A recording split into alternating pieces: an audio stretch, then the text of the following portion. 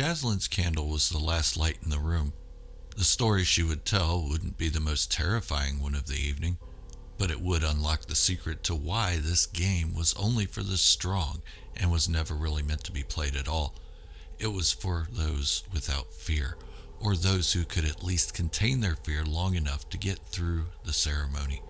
Clutching her candle tight with both hands, Jaslyn could feel the burning of the hot wax finding its way down to her fingers. But that's part of the game, isn't it? Controlling the fear and the pain is the most important part of making this work. And Jaslyn wasn't about to be the one to break the cycle, for if she were to lose concentration, she and her 4 friends would have to start all over. And it had already been 2 hours since the ritual started. Ritual, yeah, that's what we'll call it. A game has a clear winner and a definitive loser. In this ritual, there are only those who don't lose their minds. Trembling from what had already occurred as her 4 other friends told their stories, then blew out their candles, she debated saying the hell with it and not finishing. She was afraid.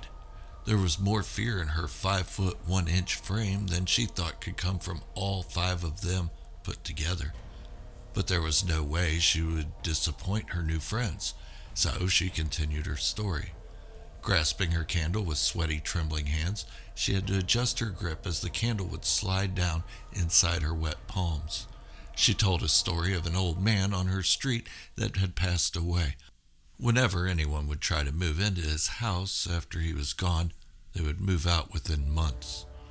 There was no positive proof that ghosts or demons were involved, but the whole neighborhood speculated that the old man never really left, even after death.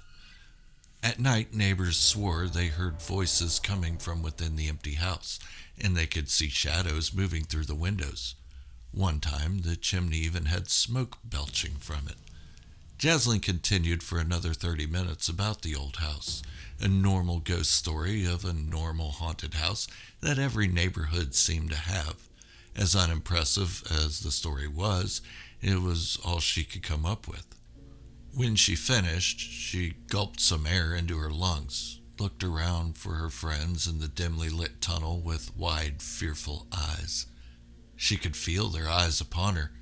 Then, she blew out the candle with a gentle breeze from her lungs, hoping the candle wouldn't go out. But it did just that. Then, darkness. Complete darkness. She could hear the voices of her friends making hushed whispers among themselves, some laughing. They sounded different. She had only heard the stories of this ritual recently, but a lifetime of knowledge wouldn't have prepared her for the horror Jaslyn would come to know. Maybe this was all just a big prank set on to initiate her into this new group. She reached out for Thomas to her right but couldn't grab onto him. She reached to her left for Edith, but the same result. She fumbled for her lighter, but it fell to the floor and skidded away to blackness on the floor. She tried her cell phone, but the battery was dead. How cliché, she thought out loud. She could hear the group mocking her. She began to cry, then calmed down to a soft sob as she felt a hand on her shoulder.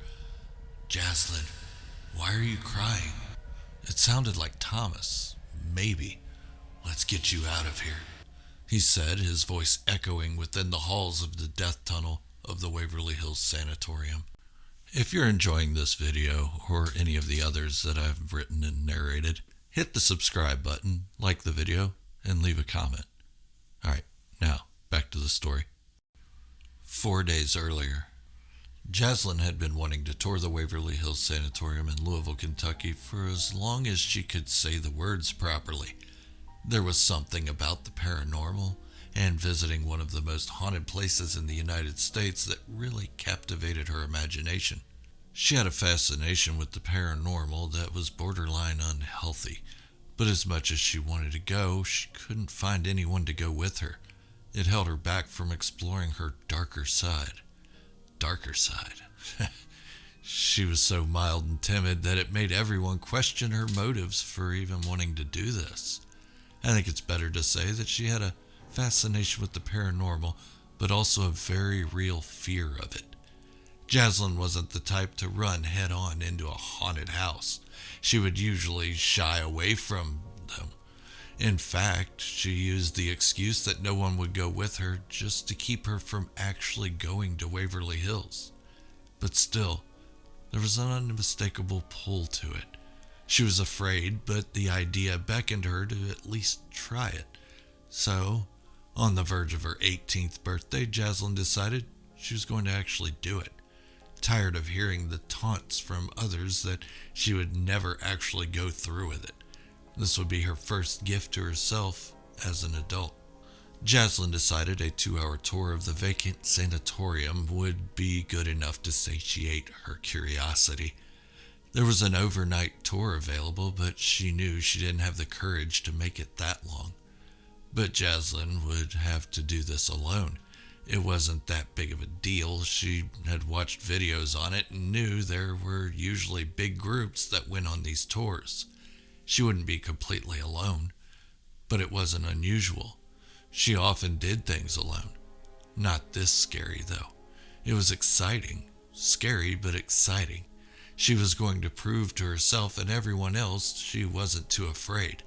And maybe, just maybe, this would give her the confidence to pursue the paranormal further, perhaps with an actual ghost hunting group.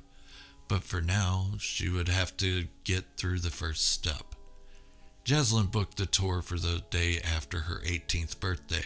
She wanted to do it on her birthday, but her parents insisted on spending that day with her. The whole time, they warned her jokingly not to bring any ghosts or spirits home with her. Her father said, "You know, the Millers next door brought a ghost home with them. Now they hear singing in the middle of the night. I swear, it's true." As he smiled, Jaslyn knew it wasn't true, but she played along. Her parents were actually supportive of her decision, even though she would be driving south an hour and a half alone. Her father looked into her deep blue eyes and knew this was something she really had to do when she told him her plan. The next morning, Jaslyn woke up with more excitement than she knew what to do with. The thought of actually going through with this made her heart race. Fear? It hadn't really hit her yet. Her mind was too preoccupied with proving she could do this to herself and everyone who doubted her. So she got herself ready, and her parents wished her luck. She hugged them, and then told them thank you for being so supportive, got in her car, and drove away. When Jaslyn arrived at Waverly Hills Sanatorium, she was 2 hours early, as she expected she would be. Looking at the sheer size and age of the former tuberculosis center intimidated her.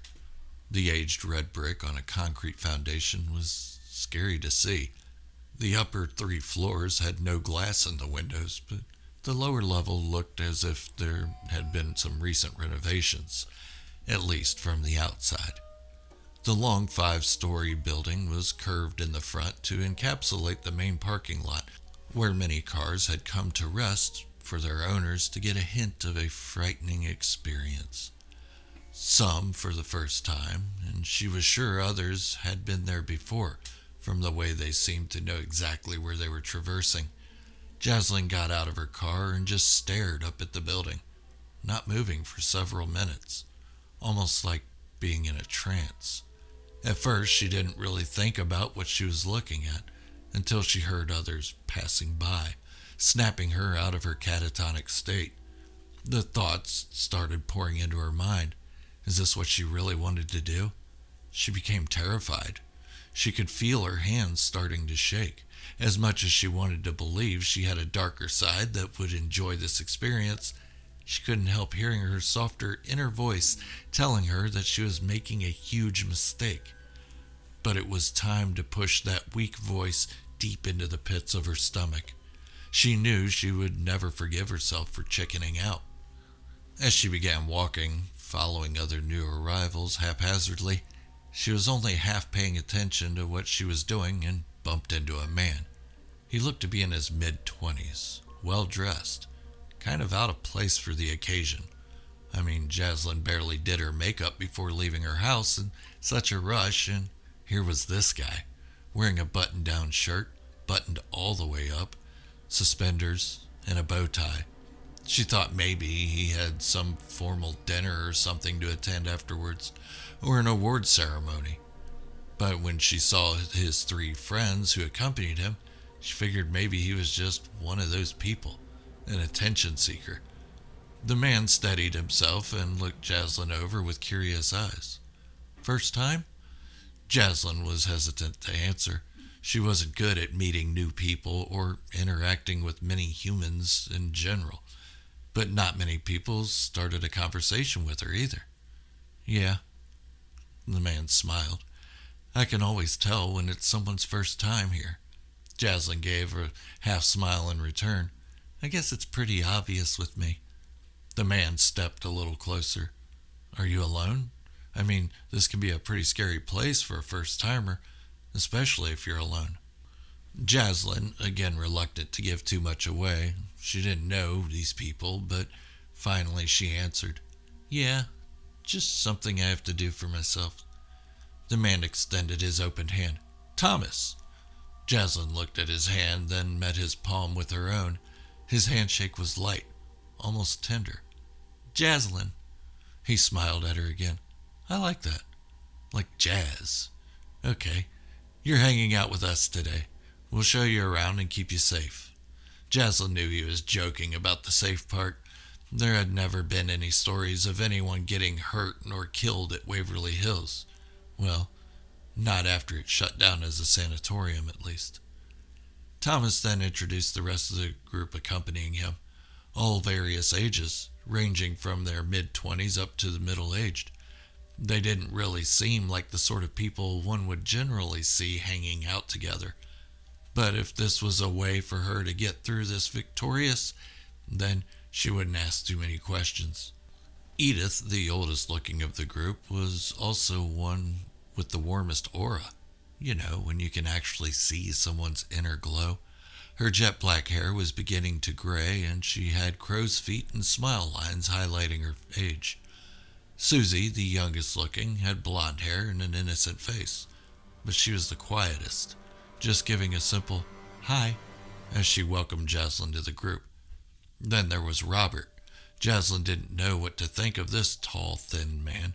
When introduced, he just inclined his head slightly to acknowledge Jaslyn's presence, then looked away as if she ceased to exist. Maybe it was the middle child syndrome he was displaying, as he was about the center of the ages of the other three. But Thomas seemed like the spokesman for the whole group, the most outgoing, and he seemed very kind. Jaslyn walked between Thomas and Edith as they headed toward the line that had formed at the entrance. So, what's with the fancy clothes? She felt as though she was being rude as soon as the words escaped her lips, and punished herself for even bringing it up. Thomas didn't seem offended at all. Don't worry, I get that a lot. This is just how I've always dressed. Something of a habit. Jaslyn could hear Robert and Susie chuckling behind her, as if to say that this is a long-running joke. Jaslyn tucked away her shame, and she just continued to listen to the friends talk among themselves. Nothing big, just idle chit-chat, making jokes, laughing, except Robert. That guy never seemed to even smile. But there was something calming about him that didn't get Jaslyn too riled up. Thomas put his hand on Jaslyn's back. We already have our tickets. Go ahead and get yours and meet us back here. Jaslyn stepped forward in the line. She was sure she ran into them as soon as they arrived on site and didn't remember seeing them get tickets, per se. It was odd that they mentioned tickets anyway. She purchased hers online and had it ready in her email. I don't need to buy a ticket. I booked it online. She thought that maybe they had done the same thing. Thomas smiled and placed his hand on the small of her back. I should have known. You'd come prepared. As he gently moved her in the direction they needed to go, another line. Coincidentally, they all had booked the same time for their tours. This was convenient for Jaslyn. They seemed nice enough, and this was her first time doing something like this. As they all stood in line, Robert finally spoke, the first time he had done so since Jaslyn joined their little group. Are you going to ask her, Thomas? His deep voice seemed to echo slightly, even outdoors.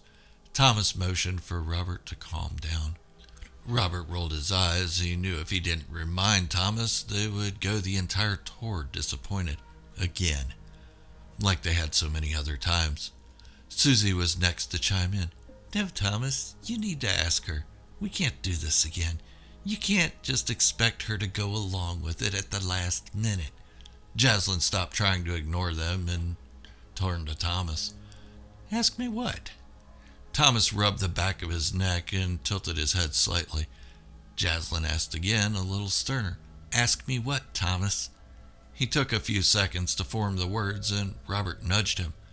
It's just that we've been trying to play this game here the last few times we've been doing these tours, but it takes 5 people, and, as you can see, there are only 4 of us. Jaslyn felt a rush of adrenaline as her feelings shifted from excitement to one of being used. No, it isn't anything bad, just something fun we heard about and wanted to try. When we go on these tours, nothing really happens, and we want to try to spook ourselves. Jaslyn relaxed a little bit. What do you mean nothing happens? Thomas explained that even though Waverly Hills is creepy, these tours often have too many living people in them, and they are rushed through too fast to actually see or feel anything paranormal. She then asked, Okay, what kind of game are we talking about? Half expecting it to be hide and seek or ghost in the graveyard or something. The game. Thomas went into great detail about a game that they had heard other tourists talking about some years prior. One that would scare the ever-living pants off all the participants. The goal is to see who gets frightened out of their game first, and who is the last standing. The game consisted of 5 players, one at the north corner of the square, one at the south, one at east, and one at west. The 5th person sits in the center. All have candles lit in an otherwise dark room, holding the candle with both hands in front of them, then moving in a crisscross motion starting with the north, then south, then east, then west, and ending in the center. They would tell a scary story of at least 30 minutes in length each. When they were finished with their own story, they were to blow out their candle, making the room increasingly darker. It had to be done in that order, though. If anyone messed up, they would have to start all over. Thomas was hesitant, but told Jaslyn that it wasn't just the stories that would scare the players, that something was supposed to happen after each candle was blown out. Shadows, noises. He assured her that nothing really happened. It was just the dimming light that would play tricks on them. He was very good at downplaying his stance on the paranormal. This whole thing sounded troubling to Jaslyn. The tour was only 2 hours long, and it was guided. There would be no way to squeeze something like this into such a tight time frame under the watchful eyes of the tour guides. But Thomas made a convincing argument that they had done this before, and not just one time, or at least tried. They had a way of slipping away from the guides when they were in a specific part of the abandoned hospital. However, Jaslyn was no fool. This whole thing seemed like a setup, as if they had chosen her specifically due to looking naive or afraid. Then she wondered, why would they choose someone who was already afraid before stepping foot inside the building? Thomas interrupted her thoughts. We understand if you don't want to do this. It's just a silly game that we've been wanting to try out. Jaslyn considered it for a minute, albeit lightly. What better way to prove that she can do this than by going all in? I mean, a guided tour of a supposed haunted hospital is one thing, but to sneak away and play around with the paranormal on her own? Yeah, that would elevate her to the next level entirely. Okay, but I'm fresh out of candles, Edith replied. We have you covered. It was a little unsettling what the 5 new friends were planning, but the risk was definitely worth the reward for Jaslyn. But it didn't stop her uneasy feeling about the whole situation. However, there was no way she wanted to upset her new friends, or at least her tour friends. Besides, it sounded like fun to be the devious one for once. Look at me, she thought. Jaslyn, the troublemaker. Then she kind of chuckled to herself. Edith glanced at Jaslyn. What's so funny, dear? Oh, nothing. I'm just not usually the daring one to take risks like this. It's fun, though. Edith smiled ear to ear. Well, this is going to be fun for all of us. Finally, it was Jaslyn's group's turn to go in. The tour guide stepped up to them and introduced himself and his partner. One would be at the head of the group talking about the history of the sanatorium and the ghosts of Waverly Hills.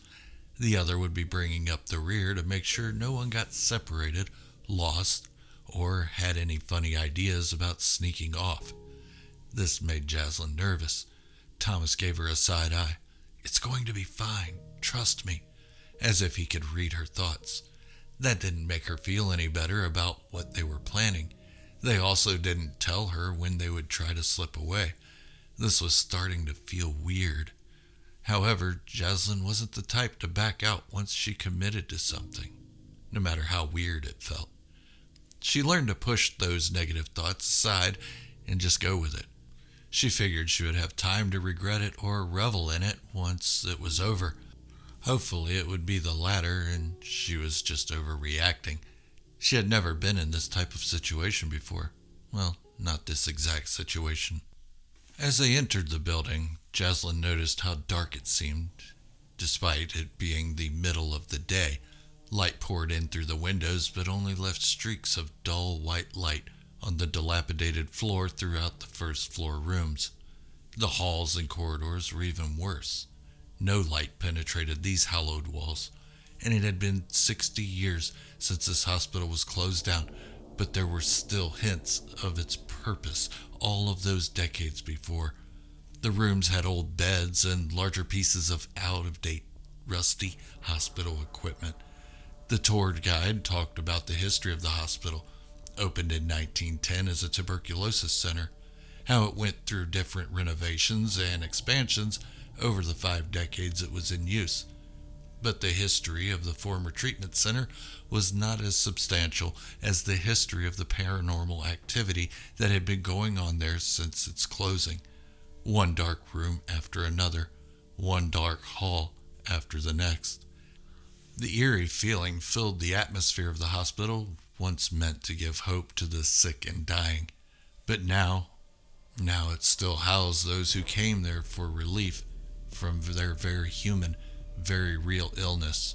But the feelings were there, and that's all, at least on the surface. The tour group was filled with about 25 living humans. The concentration of living energy seemed to dull the experience Jaslyn was hoping to have. How could this be bravery?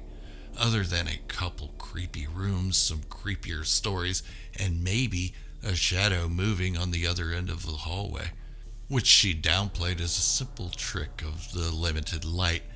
This was not going to be the paranormal highlight that was to usher Jaslyn's triumphant return home. Interestingly enough, though, there was a bit of fear as they would work their way up another set of dark stairs, or into a room that seemed like more had happened there than what the guide was letting on, which was weird in itself, because this guy seemed to be playing up the dark paranormal activities that had occurred here more than what any of them were experiencing. Not seeing anything wasn't so bad, because Jaslyn could feel the darkness, the sadness, and the pain throughout the facility. After the first hour of the tour, Jaslyn could feel herself getting into it, concentrating more on the energy of the place rather than what she was seeing. Thomas, Edith, Susie, and Robert stayed close to Jaslyn, but they didn't say much. There was still no mention of the plan to escape the clutches of the dreaded tour guides. This was okay with her. She was having enough fun without worrying if she was going to be abducted or murdered by some cult.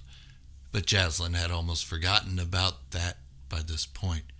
They just followed along, waiting for the right time and place, she figured, staying quiet the entire time. As they entered the third floor hallway from the stairs, there was a different feeling. This time, it wasn't a residual sadness, more like something was actually living there. No, not living, unknowingly dead, unaware of the fate that had befallen it. Jaslyn seemed to be the only one who noticed it, getting a chill up her spine, making the hairs on the back of her neck and her arms stand at attention. But it was just another feeling, or so she first thought. Standing in the front of the group with Thomas and the others close, she listened as the guide told a story of a boy called Timmy, the spirit of a young boy that wanders these floors. Just then, Jaslyn felt something tap against the toe of her shoe. The dim light of the guide's flashlight barely illuminated the ground in front of her. She looked down and saw a dirty old yellow ball, barely moving from the impact with Jaslyn's shoe. The guide followed her gaze. "Ah, look everyone, it looks like Timmy wants to play." The crowd gasped as they all swarmed around Jaslyn. She wasn't amused. What were the chances a ball would strike her foot just as the man was telling the story of this kid's ghost? It was a fun thought. It made her afraid for just a moment, but it soon dissipated. The last leg of the tour had Jaslyn feeling a little less than disappointed, but she felt a sense of accomplishment. She faced it and came out on top all the same. This could open the door for other things. She'd been in one of the most haunted places of the United States and was about to emerge a winner. But they had one more place to visit. The last stop. The body chute. A 500-foot tunnel beneath the complex, used to transport thousands of bodies away from the hospital, away from the saddened eyes of the living inhabitants. Another way for the staff to keep the patients calm and hopeful. Now it had been an old run-down access tunnel with no lighting. The small light the tour guide held lit up portions of the wall that showcased the trademark of vandals, graffiti. But it seemed no amount of light would penetrate the blackness that led the chute away from the building. Standing at the opening of the tunnel, a sound came from behind the group. The guides flashed their lights in the direction of the disturbing noise, and Thomas grabbed Jaslyn, forced her into the black tunnel. Edith, Robert, and Susie filed in behind them, quickly making their escape from the living and into the unknown pitch black. Jaslyn almost let out a scream, but suddenly remembered the plan to slip away. She had hoped they had forgotten, but here they were, alone in the blackness. The five of them watched as the lights of the tour guides headed away from the tunnel, ending their stint of duty for the would-be thrill-seekers. Jaslyn watched in wonder as they slipped away, amused at how none of them noticed the smaller group slipping into the shadows. But this was scary. She was now alone in the death tunnel with 4 people she had only just met. They could be anything, psychopaths, murderers, anything. She began dwelling on those thoughts. She began to speak when she felt a hand cover her mouth. The sound echoed through the farther reaches of the tunnel as Thomas let out the silencing tone. She couldn't see him, but Jaslyn heard Robert. "Okay, they're gone." A single cigarette lighter and a candle was pressed into Jaslyn's hand. She gripped it between her sweaty fingers and clammy palm, heart beating so fast that she was afraid they would hear it. "What are you going to do to me?" Jaslyn cried out in a low voice. Edith answered. "To you? Nothing. We told you we were going to play a silly game. That's all. Light the candle, then light our candles." Jaslyn fumbled to strike the lighter, but when it finally lit, it looked like the light of 1,000 suns against the dark contrast of the tunnel. She could see the other 4 holding their candles in front of them. "You got to meet Timmy," Robert said with a hint of jealousy. Jaslyn lit her candle, then used her candle to light the other candles, but didn't pay much attention to Robert. She had bigger things to worry about, being alone with 4 strangers in a dark tunnel, and no one knows she's even missing. Thomas approached Jaslyn with kind eyes. This dim candlelight made all of them look a little different. Shadows filled the indentations of their faces and made them all look almost demonic. "We aren't going to hurt you. We're just going to tell stories to see if anything happens, to see how real this game is. Now, Have a seat in the middle of the floor." As naive as Jaslyn is, she still didn't trust many people, and this situation was no different. "I want to go home. Please let me go." Susie put her hand on Jaslyn's shoulder, a little kinder than she had been all day. "No one is stopping you from leaving. You can walk out now and just tell them you were left behind when you bent down to tie your shoe or something. Just don't tell them we're here." The group parted to allow Jaslyn to leave. This comforted her. She took a few steps and stopped with her back to them. "A few stories and we leave?" Thomas nodded his head. "I promise we'll leave after just a few stories." Jaslyn slowly turned around and sat in the middle of the tunnel floor.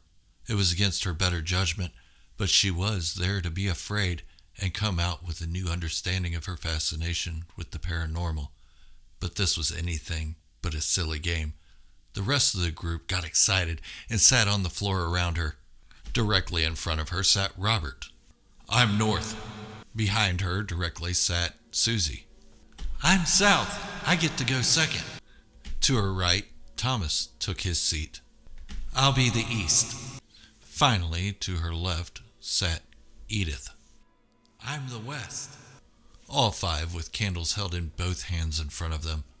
Jaslyn looked, and the light wasn't enough to ignite either end of the tunnel. It was dark. Robert began. He told a story of a nurse that resided on the 4th floor of Waverly Hills, a story that was briefly touched on by the tour guide. However, Robert went into much more detail, much more frightening detail, how the staff was never allowed to leave the hospital due to how contagious tuberculosis was, often leaving their families to try to comfort those who would never see their families again. He went on about how the healthy staff would strike up relationships with each other. The same happened with the nurse when she and a doctor started having an affair. Room 502. That's where the nurse lived, until she didn't live anymore. She hung herself in the very room. Robert ended his story after 30 minutes, scooted backward, and blew out his candle. As if to hide in a shadow, Jaslyn couldn't see him anymore. But she heard a gasp and felt a slight breeze of cold air and chill brush past her. Her candle and those of the other players flickered, but none blew out. Susie went next. She told the story of a dark entity that resides within the walls of Waverly Hills. It remains on the 4th floor and crawls around on all fours, clinging to the ceiling, walls, and floor. It moves effortlessly throughout the entire floor. She too went on for 30 minutes. Then, when she was finished, she scooted backwards and blew out her candle. Again, another rush of cold air. But this time something appeared and passed through Jaslyn, a mist, heading down the tunnel once Susie's light was extinguished. After that settled, Thomas looked at Jaslyn and saw tears start to stream down her face. She was terrified, and he could tell. He placed his finger to his lips and shook his head. She understood the rules of the game. Don't interrupt the process, or they would have to start all over. Thomas held his candle firm between his hands. He began his story, continuing that of Susie, about the demon who glides through the halls of the 4th floor, snatching souls that he comes across. Then, of the few living he had possessed throughout the generations, only to return to the halls of the 4th floor. After 30 minutes, he scooted back out of the light of the remaining 2 players and blew out his candle. Another rush of cold air collided with Jaslyn as it stopped in the very spot Thomas once sat. This time, there was a form, not human. Terrifying, with no eyes, it didn't even seem to notice Jaslyn as it brushed up against her to rush back down the tunnel. Edith was the last to go before Jaslyn. Jaslyn felt like they were the only 2 there, but she could still hear the others breathing around her. That didn't stop her from sobbing silently. She didn't want to be here anymore, and she definitely did not want to start this game over again. She really wanted to get up and leave, but was too afraid to move. Edith went on with the scariest story yet. It was about the tunnel. the very tunnel they were sitting in, how there was a way for the spirits of the dead to pass on through this tunnel, but they needed someone of the living to help them. Once the ritual started, it couldn't be stopped. It had to follow through, or the spirits would be returned with no hope of ever passing on, trapped on the fourth floor forever to be chased and hunted by the demon. Jaslyn listened on as she thought maybe that's what this game was, but it couldn't be. She dismissed it quickly, holding her candle tight. It's just a scary game meant to get me to run away and lose the game, she thought to herself. But she was steadfast and wasn't about to chicken out. Edith finished her story in the allotted 30 minutes, scooted backward, and blew out her candle. Again, the same rush of cold air. Only this time a full form rushed up the tunnel with it, floating, white and stringy, bits of torn transparent robes trailing behind it, face first and stopping at the spot Edith once sat, then rushing back down the tunnel.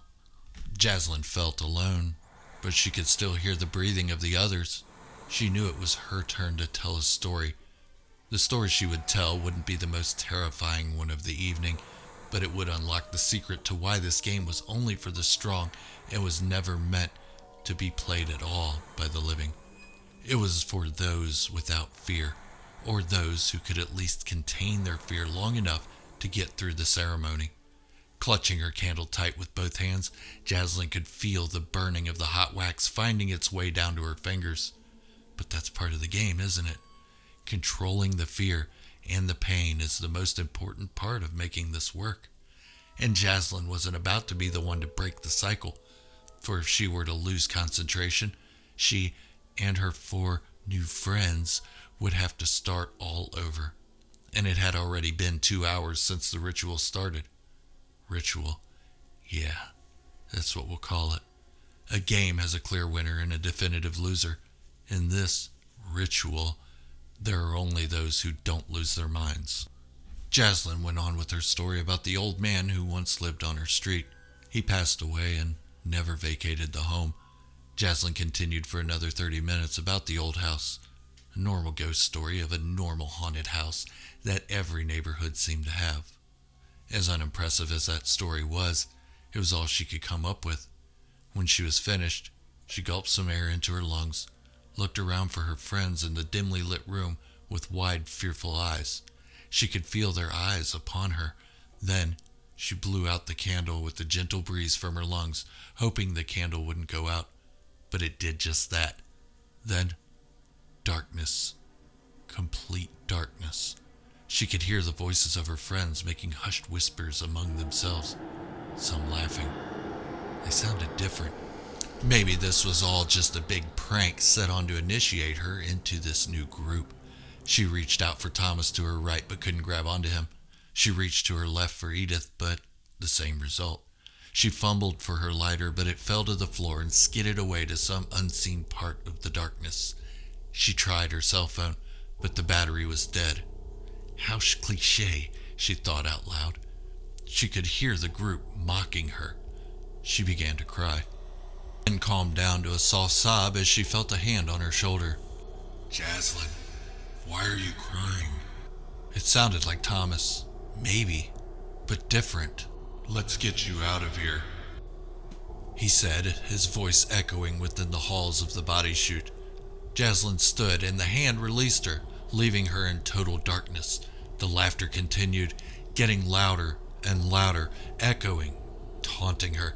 She reached her arms out to feel the wall, trying to gain some kind of bearing.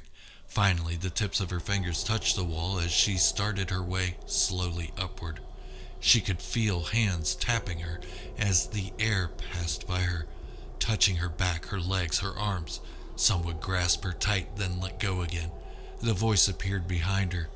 You're getting closer, Jaslyn. But it felt like she was no closer to the entrance than she had been when she started walking along the wall, tripping over rocks, chunks of concrete, and debris just strewn about from vagrants and vandals. Hurrying back to her feet, feeling the scrapes and cuts, sobbing uncontrollably, keeping her hand along the wall, another pair of hands grabbed her, and spun her, sending her into the center of the tunnel. Jaslyn reached out again until she touched the wall with the same hand and continued to try to follow it upward. One voice was breathing on the side of her neck, as if it were keeping pace with her. Blind in the dark, Jaslyn tried to shoo it away with her free hand. It laughed and continued its pursuit. Finally, up ahead, light. Not a bright light. Not the bright light Jaslyn was afraid of finding that everybody talks about at the end of a tunnel, but a flickering light. It was moving side to side at the end of the tunnel. The closer she got, the more the voices trailed off behind her. And the closer she got, the more Jaslyn could make out the shapes of people. Real people. Living people. One even had a tour guide uniform. Jaslyn began sprinting, screaming for help. The light emitting from the tour guide's flashlight hit Jaslyn in the face, and she ran toward it. She could hear all the people chanting and cheering her on. Finally, she made it to them. She collapsed on the ground crying. The guide knelt down to her, not saying a word, just shining his light down the tunnel. He nudged Jaslyn to look, and what she saw just at that edge of the light was the most horrifying thing she could ever possibly imagine. These weren't spirits.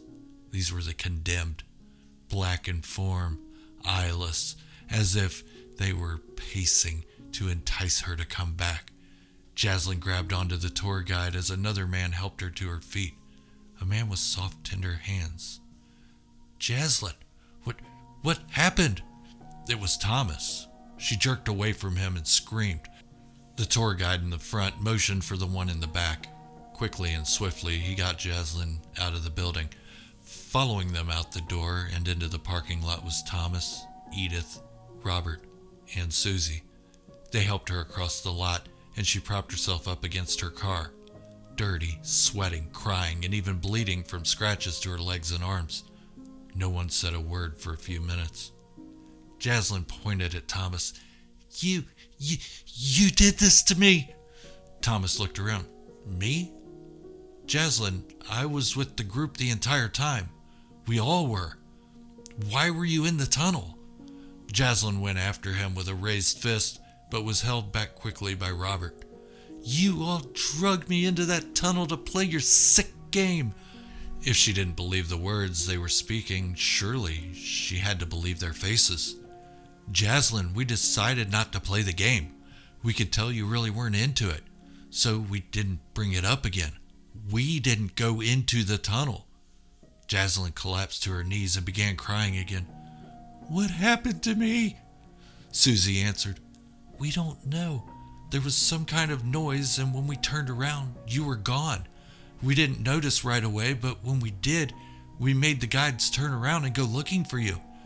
It took a few minutes, but we saw you slowly walking up the tunnel with some crazy mist pacing behind you, Robert continued, as he sounded more concerned than he had since they met. Jaslyn interrupted. A few minutes? I was in there 2.5 hours. Edith replied, No, more like 5 minutes. Jaslyn told them everything that had happened, the stories, how they were all there, then they weren't. All of it. It was unbelievable. They thought maybe she fell and hit her head, but there was no sign of that, just the scratch marks on her arms and legs. Jaslyn went to Waverly Hills Sanatorium looking for a unique paranormal experience, one that would help her realize her future as a ghost hunter. What she found was something so terrifying that she destroyed any notion she had ever had of going into this line of work or hobby. Jaslyn never ventured away from the world of the living ever again, but she stayed close with Thomas and the rest as just a formality. If you've enjoyed this story or any of my other self-written narrated stories, go on and hit the subscribe button, like the video, leave a comment down below of what you thought, and if you have a story you'd like me to tell, leave that down there as well. Thank you all for watching, I really do appreciate it, and until the next video, stay weird.